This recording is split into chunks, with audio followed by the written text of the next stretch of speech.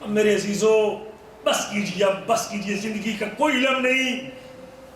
میں کتنی دیر سے اللہ کے رسولوں کو سنتا ہوں، چھوڑ دیتا ہوں، نبی کریم کے فرمودات کو سنتا ہوں، چھوڑ دیتا ہوں، سنتا ہوں، چھوڑ دیتا ہوں، حدیث رسول میرے کان میں گونجتی، میں چھوڑ دیتا ہوں، پرواہ نہیں کرتا، 8 دن کے بعد پھر اسی گناہ کو دہرا دیتا ہوں۔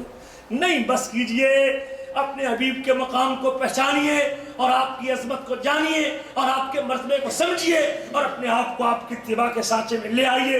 یہی میری اور آپ کی کامیابی کا راستہ۔ اللہ فرماتے ہیں یا ایھا الذین آمنوا، اور جن لوگوں کو پتہ تھا کہ آپ کی اتباع میں جنت ہے، آپ کے پیچھے چلنے میں جنت ہے، آپ کی بات ماننے میں جنت ہے۔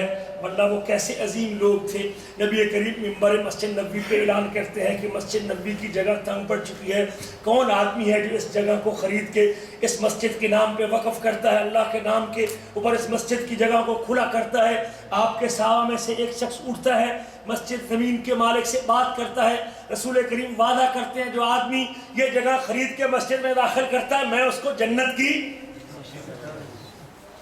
بات اللہ کے رسول کی تھی، فرمان میرے آپ کے حبیب کے تھا، حدیث اللہ کے رسول کی تھی، لیکن اس شخص کو آپ کی بات پہ یقین تھا کہ جس زبان سے یہ بات نکلتی ہے، یہ زبان وہ ہے ما ينطق عن الهوى ان هو الا وحی یوحی، اس زبان سے تو اللہ کی وحی نکلتی ہے۔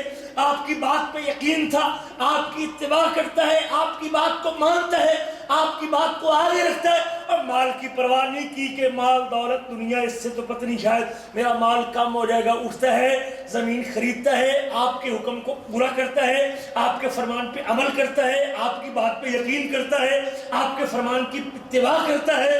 نبی کریم صلی اللہ علیہ وسلم کے ہاتھ میں آ کے زمین کی رسید دیتا ہے، نبی کریم اس بندے کو جنت کی ضمانت دیتے ہیں۔ کون ہے؟ حضرت عثمان بن عفان رضی اللہ تعالیٰ۔